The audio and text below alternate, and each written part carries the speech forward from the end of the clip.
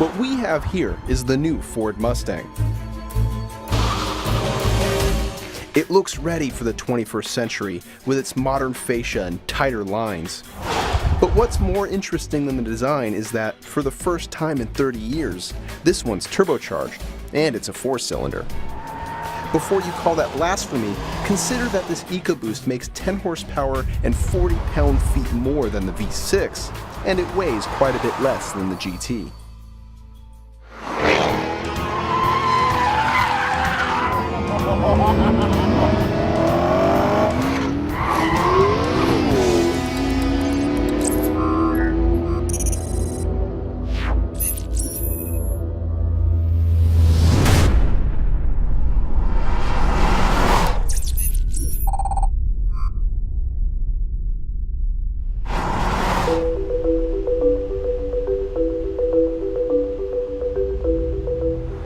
The Mustang EcoBoost certainly isn't the most powerful Mustang in the lineup, but it might be the most interesting. Why? Well, it's because of what's under here.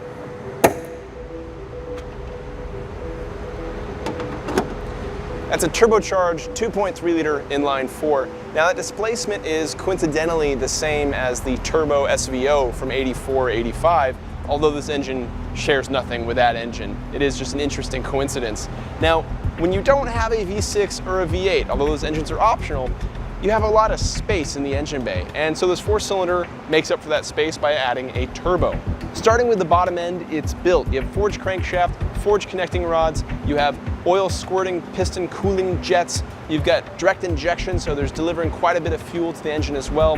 The turbocharger is a twin scroll unit. Now that means each exhaust port is essentially delivering 2 pulses. There's gonna be a low RPM side and a high RPM side, roughly. And that's what's gonna help this engine get to boost quick and help reduce lag or eliminate it completely. We'll find out how effective the system is on the dyno. We have some good news and some not particularly good news standing underneath this particular Mustang. The not so great news is that we have the 6-speed automatic transmission instead of the 6-speed manual. It's not the end of the world, this automatic's fine, but I would have loved to have driven this car with a manual transmission.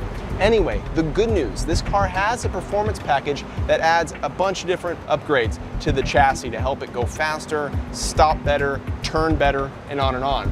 Starting with the tires and wheels. The wheels are 19 by 9 inches at all 4 corners. The tires are 255/40 Pirelli P0s. We have upgraded brakes at all 4 corners too. On the front, they're 13.9-inch rotors with 4 piston calipers. There's single piston calipers in the back. Speaking of the back, heading back there, the exhaust pipe is actually a pretty good diameter coming down to the cat, although it does shrink up considerably the further back we go. We also have one exhaust pipe that splits into 2 because, I don't know, reasons. It seems to me like you're just adding weight for styling. I'd much rather have just one exhaust pipe and save whatever weight you added by doing that. Further back, we have a 355 rear end and the big story, which is what Ford has been flirting around with for a long time now, an independent rear suspension. Finally, Ford has embraced modern suspension technology and thrown away the solid rear axle in favor of some actual sophistication. And whatever we lose on the drag strip by losing the solid rear axle, we should more than make up with vehicle handling. I can't wait to see how this thing drives.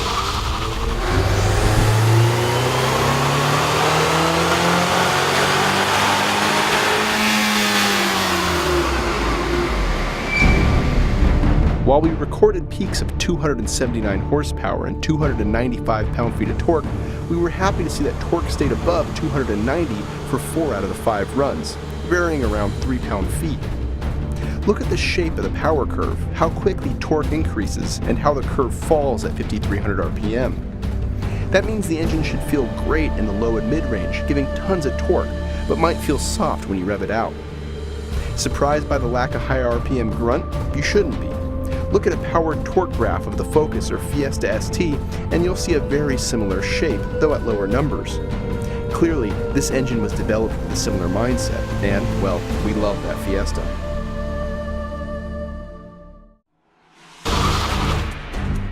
With stability control off in the car and track mode, a launch involved holding both pedals, waiting for boost to surge, and releasing the brake. It's an amusing process. Through the quarter at 14.1 seconds and 97.8 miles an hour, the EcoBoost falls right between the best times we've recorded from the Hyundai Genesis Coupe and the Volkswagen GTI. Its 25.5 second figure 8 lap matches that of the Subaru WRX and Genesis Coupe, as does its 0.96 average lateral G. It also falls right around the last gen automatic Mustang V6 performance pack in all tests.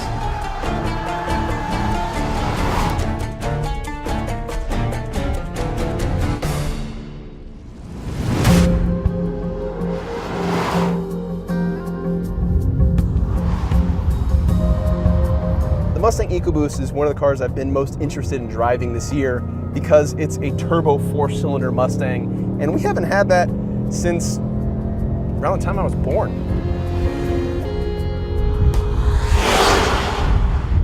So how is it? Well, it's interesting because if you're expecting this to be a replacement for the V8 or a competitive alternative, it's not in terms of power delivery and fun factor, but it is a significant upgrade over the V6.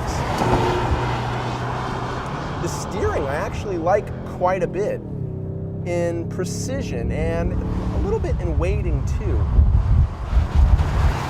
You turn the wheel, the car goes, and there's not a lot of fuss, not a lot of fake stuff happening in between that process. It feels natural and tied down. The motor is all low RPM. It's all mid-range, as we found on the Dyno, and that's something you really notice when you push this car. When you start trying to wring out every last RPM, you find out that as the power band gets above 5,500 RPM, it gets louder, but you're not necessarily going faster. And short shifting, you know, that works. That's something you have to do in a lot of these mid-range engines. Although it's not, revving out engines is a lot more fun, let's face it. I think my excitement with this car comes from the fact that I remember what the base V6 Mustang was like. Even the V6 Premium that they started recently and the performance packages that they threw on that. It was a better step, but this is such a better car than that car was. Now, the problems, there aren't many. I think the biggest issue that's facing this car is weight. This thing is just over 3,600 pounds. And when you have 310 horsepower, that's what Ford's claim is, that's a power to weight ratio in the 11s, which isn't that great.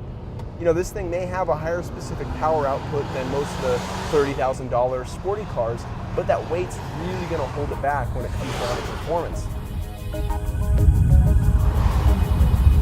I think what we have here isn't so much the second coming of the turbo performance Mustang, but a much better, realistic Mustang for most people to drive around every day. I quite like this car tootling around town, driving on the freeway. The low RPM torque feels great. It still looks cool. All the features are nice and easy to use. The steering is nice, and you know, all around off ramps and on ramps that have constant changing radii and all that stuff, it's really fun. You start really pushing it like I'm trying to avoid here, you start seeing the seams, but again, I think that's okay.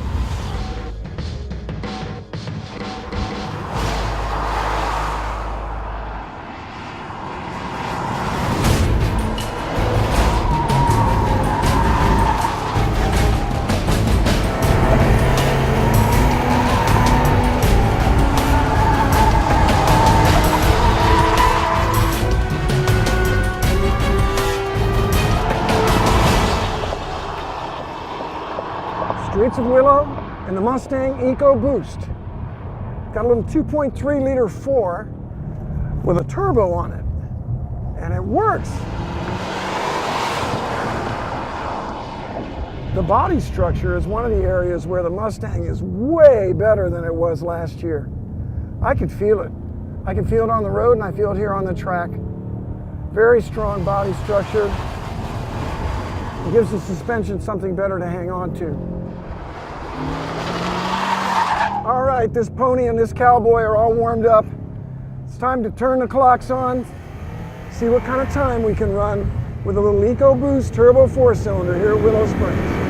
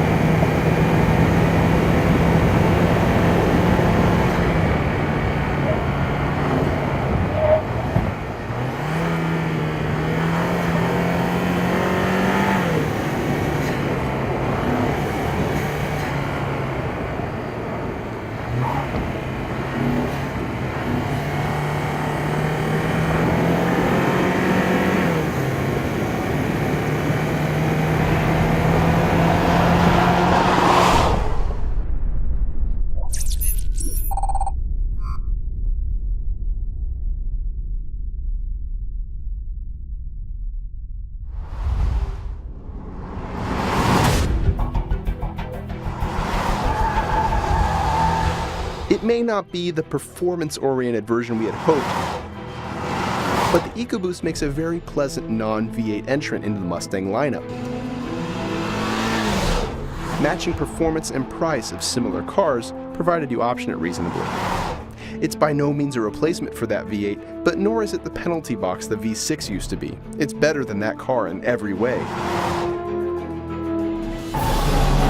Plus, its higher fuel economy rating and strong low RPM power delivery make it a compelling choice as a fun, sporty daily driver.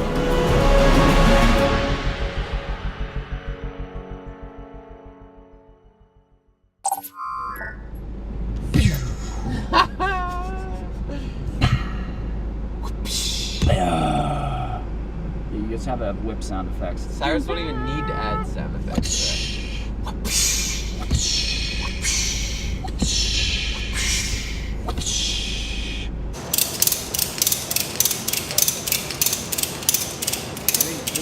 Good? 3? No. That's hot.